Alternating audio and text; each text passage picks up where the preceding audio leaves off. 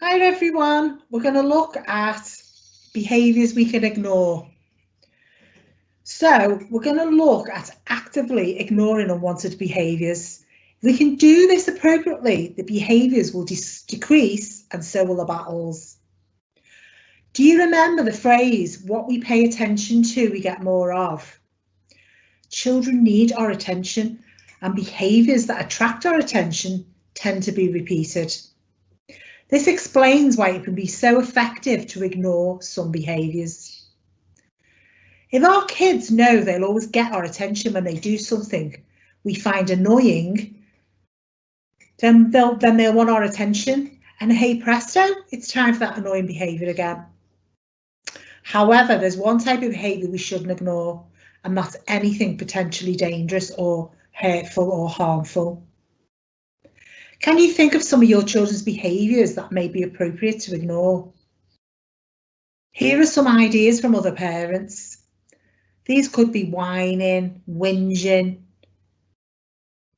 hair twiddling, fiddling with Velcro on the shoes, thumb sucking, interrupting, nose picking, swearing, showing off, nagging, stammering. Parents need to wait patiently if they do stammer.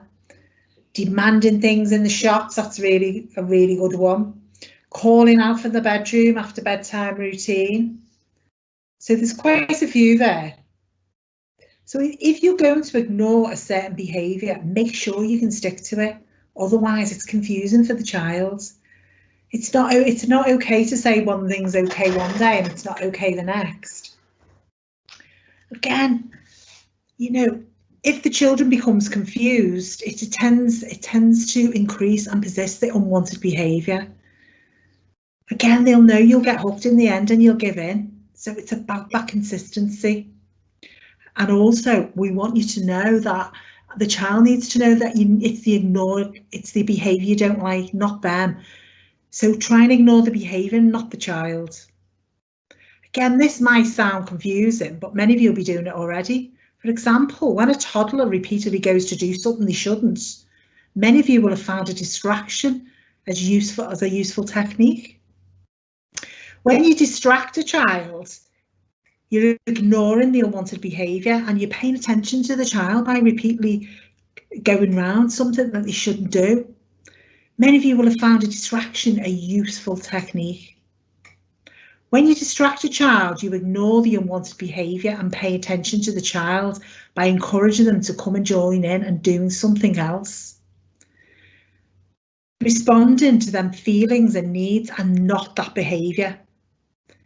What might be the feeling or the need behind behaviours such as whining and whinging? Could be boredom, they could be lonely, hungry.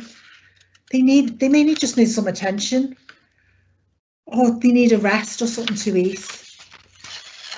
While ignoring the behaviour, we may still be responding empathetically to the feeling or the needs, like offering activity, something to watch quietly, something to eat without commenting on the whining. So some steps for ignoring. Be sure about what you want the child to do that would replace the unwanted behaviour. Ignore the behaviour for as long as it lasts unless it gets dangerous. Don't mention the behaviour directly, but by telling the child you're going to ignore what they're doing, or by asking the child to stop, or indirectly mimicking and criticising.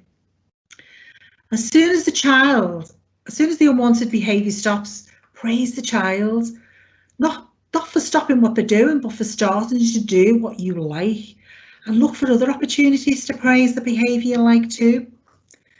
Ignore the behaviour, not the child. If the behaviour gets worse, it's probably because the child is being ignored altogether, and rather than being paid a positive attention for something other than the unwanted behaviour. Think about asking others in the family, like a partner or older children, to ignore this behaviour as well, but without ganging up or siding with the child against one another.